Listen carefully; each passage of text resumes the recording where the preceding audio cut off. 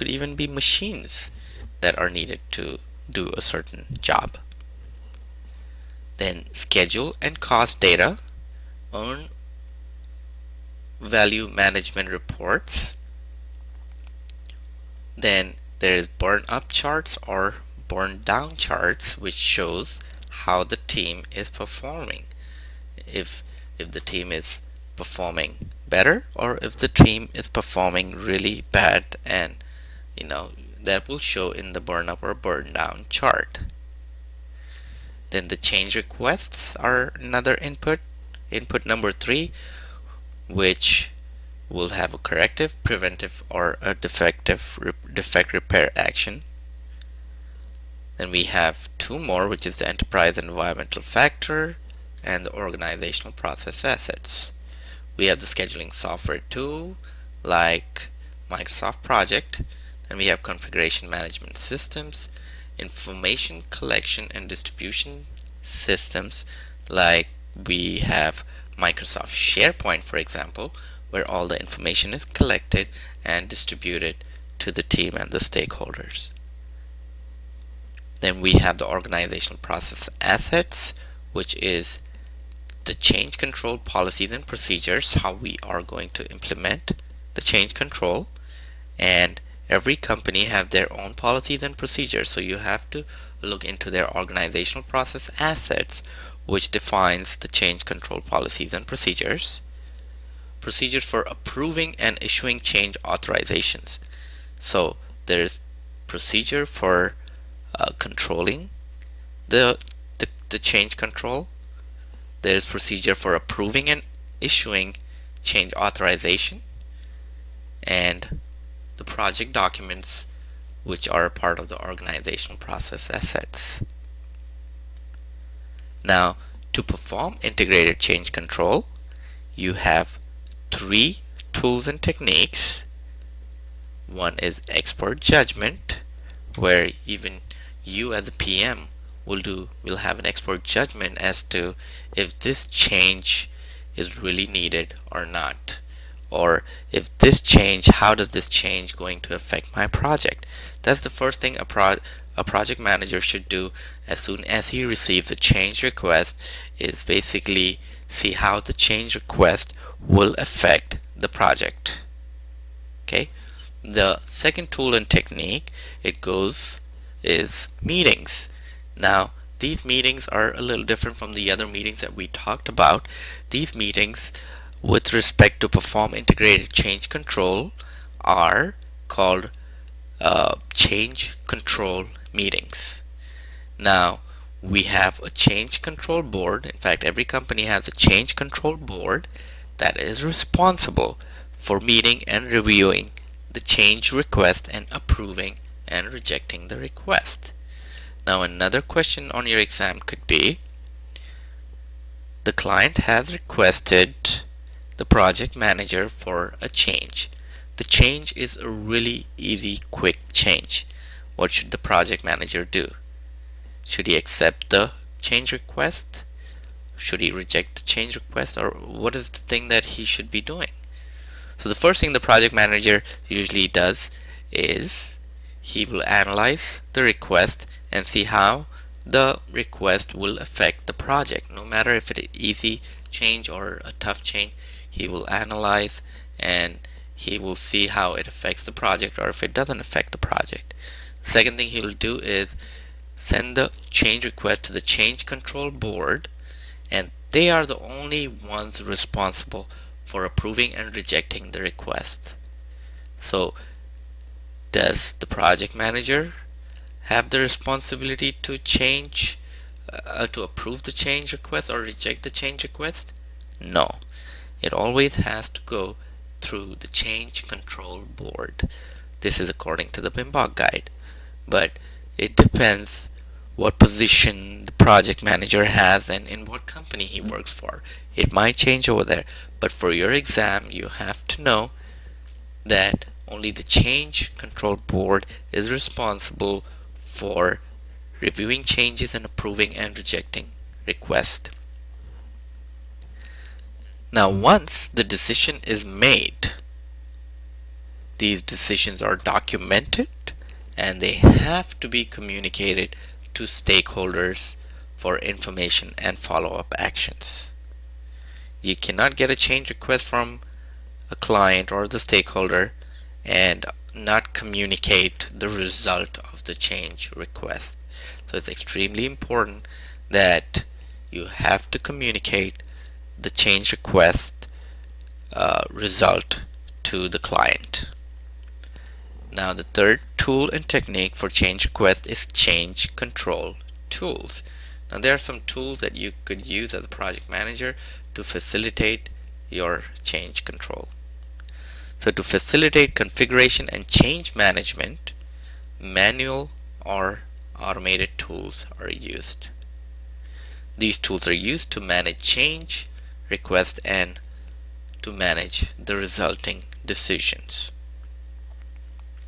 Okay, so we had 5 inputs, 3 tools, and 4 outputs, which we already saw, which are again approved change request, change log, project management plan updates, project document updates. All these are documents. Now let's go to the last process, process number 6 in project integration management. And the last process is again another important process called as the close project or phase. Now again, you have to expect a lot of questions from this close project or phase as well, because there are only 2 processes in the closing process group.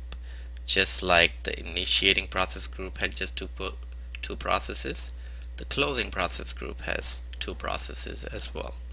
So you have to make sure you know these 2 processes really well to get those 8 to 10 questions right. Now the first input, which is a common input for all the processes, is the project management plan. Now this becomes the agreement between the project manager and the project sponsor that defines what constitutes project completion. So the project management plan will define if the project is complete or not, what should be part of the deliverables. Everything should be in the project management plan, right? So this is an agreement between the project manager and the project sponsor.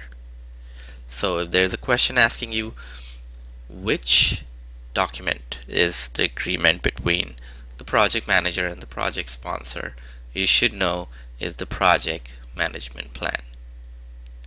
Now if the project sponsor is asking you to do something that's not in the project management plan, you have to make sure that he knows that this is not part of the agreement between you and him. Now the second input is acceptable deliverables. Now you should know we are in the closing project phase. So what are the acceptable deliverables? Now the deliverables that are acceptable, they should be validated through validate scope process. Now validate scope process is all the way in the scope knowledge area, which is right here. You see, validate scope. So from this process we are going to validate the acceptable deliverables. So acceptable deliverables are validated through the scope process, validate scope process. They are deliverables that have been accepted through the validate scope process. Okay, now let's jump to the third input, which is organizational process assets. Now the project of or closer guidelines or requirements. So what are the guidelines for closing a project? That will be in your organizational process assets. You have to go and see that. Historical information and lesson learned knowledge base. Again, that will be in your organizational process assets. Example, project records and documents. all project closure information, how we close a project, information about results of previous projects, as in how we close the previous projects, selection decisions. The organizational process has even has like how we selected different projects, what were the decisions to select those different projects, previous project information, performance information, how they were performed, information from risk management. All this again are documents that you will need to refer in the closing project or phase from the organizational process assets. Now there will be questions on these, so you have to understand the scenarios really well. There could be a question, how are the deliverables accepted, through what process during the closing project phase? So we should know they are accepted through the validate scope process. Now let's see the tools and techniques that are used for closing the project or phase. The expert judgment applied when performing closure activities. These experts ensure that project or phase closure is performed to appropriate standards. Example, other project managers within the organization, project management office, and professional and technical associations. So these are the experts who know how to close the project. The other tool and technique, number 2, is analytical techniques.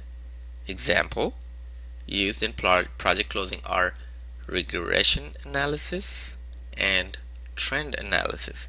Again, what are these two? We have to know what these are. So we will come back to this when we are in another process and talk a lot more in detail about this.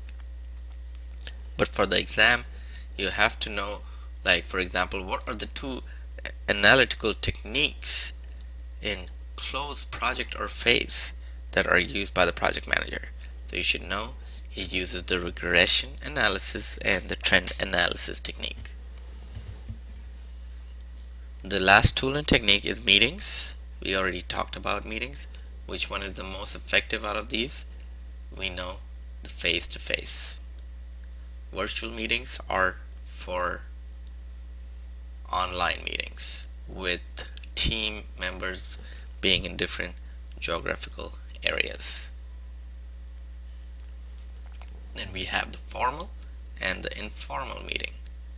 Formal meeting is going to be where? Probably in the office or in a meeting in a conference room. They're formal meetings. So they might give you a couple scenarios where they will ask you to identify what type of a meeting it is. Is it a formal, informal, virtual, or face-to-face? And the outputs are two extremely important. Every exam will have at least a question on what are the outputs for the closing phase or project. So the output number 1 is final product, service, or result transition. It is the transition of the final product, service, or result that the project was authorized to produce. So we took the project to give the client a product, a service, or a result. Now that has been achieved, so that is an output that goes to the client. And what do we need to get from the client? We need to get a written saying that they have accepted the project and the project is complete. So the second output is organizational process assets updates. Now you see this? Usually we see the organizational process assets in here as an input, but when it comes to closed project or phase, it is even as an output, but it is an update. Extremely important question for your exam. What organizational process assets are updated while closing the project or phase? And They are the project files, project or document closure documents, project or phase closure documents, and historical information. So that pretty much wraps up all the 6 processes that we have in project integration management. There is one more topic that we need to cover, and that is project selection criteria. Now there are questions on this as well. You might get 3 to 4 questions based on just the project selection criteria, if you should select the project or if you should not select the project. So we will go through this right now. So let's understand how the project selection criteria works. Again, there are going to be a few questions on your exam just asking you as a project manager, which project would you select? Now the first thing we have is a formula, which is present value is equal to future value divided by 1 plus interest rate raised to n, which is the time period. So we'll do a question over here with respect to that formula and we'll get the answer. The next one is net present value, which provides a mean to compare many projects and select the best project to initiate.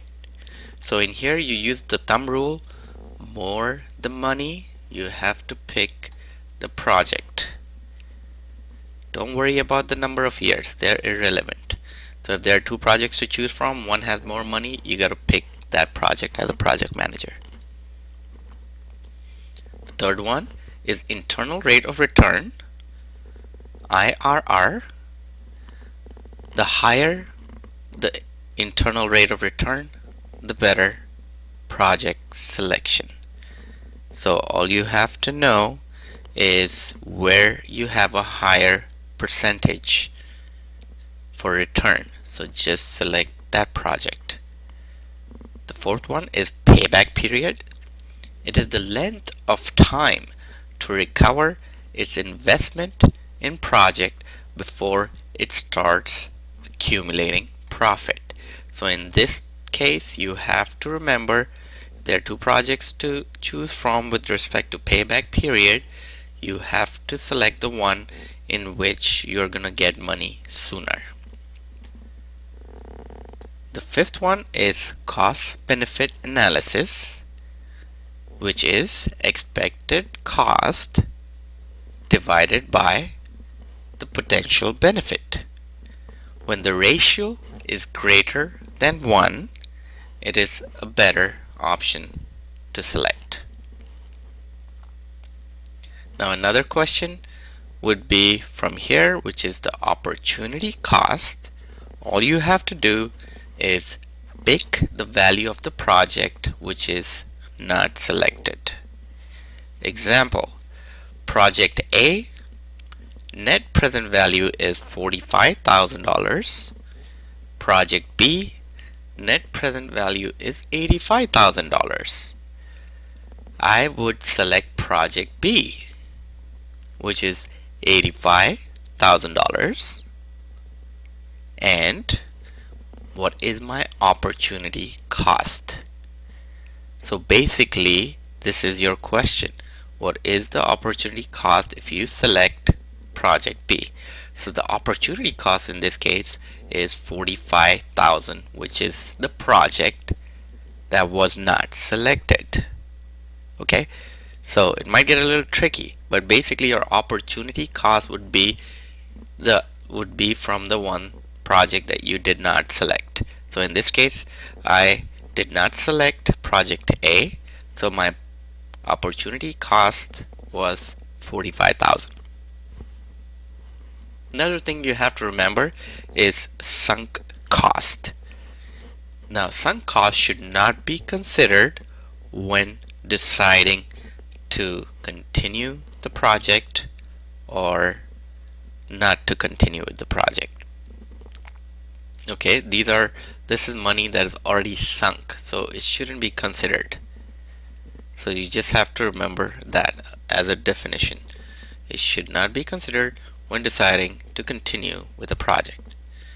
Now let's go to the questions on project selection criteria. Now the first question is from here. What is the present value of $200,000 received 2 years from now if we expect the interest rate to be 10%? So the present value of 200,000 2 years from now will be less than 200,000. Just by looking at the question, you should be able to figure that out. Now to put in with the formula you can have is 200 divided by 1 plus 0.1 times square. Okay, so basically the formula is from here. So it's 200 divided by 1 plus the interest rate, which is 10%, which is 0.1, and raised to the time. The time in this case is 2 years. So it's going to be 200 plus 1.0.1 square 2. Okay, now let's calculate that using a calculator. We'll do 1 plus 0.1 is equal to 1.1, and we are going to square this. So because it's 2 years, so we multiply by 1.1, and the answer we got is 1.21.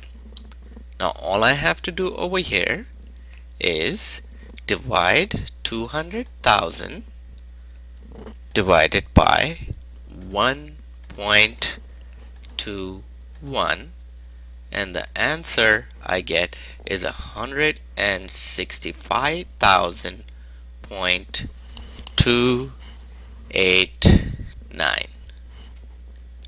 Okay, so and it is lesser than 200,000. So that's what our answer would be if we were receiving 2 years from now and if we expected the interest rate to be 10%. Now the next question. There are 2 projects to choose from. Project A with a payback period of 3 months and Project B with a payback period of 6 months. Now which would you select? Now let's see the payback period over here, which is the length of the time to recover its investment, and we have to pick sooner. Sooner is better. So the answer in this case will be Project A. Why? Because the payback period is 3 months.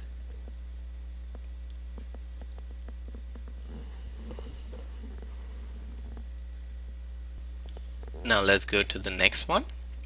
A construction firm has 2 projects to choose from. Project A with a net present value right here of 25,000, or Project B with a net present value of 50,000. Now, what is the opportunity cost of selecting Project B? Now let's see where opportunity cost is. Opportunity cost is right here. So if I select project B, which is $50,000, what is the opportunity cost of selecting project B?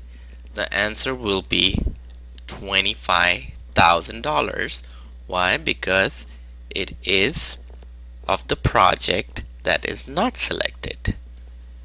So pick the value of the project that is not selected.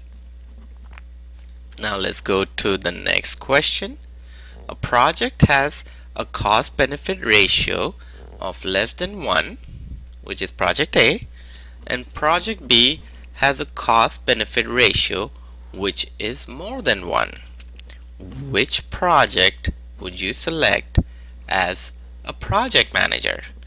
Now if you look over here, cost benefit analysis, which is expected cost to the potential benefit, and the ratio that's greater than 1 is a better option to select.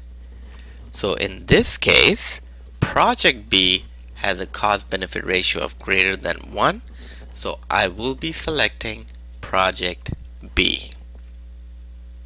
Let's go to the next question. A company has 2 projects from which to choose.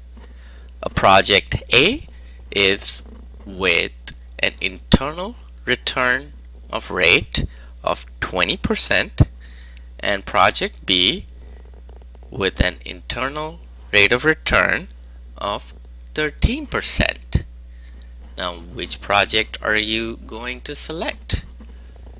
Now if you look here, the internal rate of return, the higher the internal rate of return, the better project selection. So in our question, which one has a higher internal rate of return? It is 20%. So the answer for selecting the project is project A. Why? Because it has a higher internal rate of return. Now let's go to the last question. An organization has 2 projects to choose from. Project A will take 2 years to complete and has a net present value of $10,000. Project B will take 6 years to complete and has a net present value of $20,000. Which one is a better investment? So for this question, you will look over here. The net present value provides a mean to compare many projects and select the best project to initiate. So what we have to see over here is more the money. Pick the project. Years, number of years is irrelevant. So this is just trying to confuse you with the number of years. So where do we have more money? We have more money in this project, and this is project B. So which one is a better investment? Project B in this case is a better investment. Now the only thing left with this topic, project integration management, is project integration management questions and answers. Now I have put down a total of 58 questions that can be asked from these 6 processes, which I will be going a lot more in detail when I get to the questions and answers in my next video. Thank you.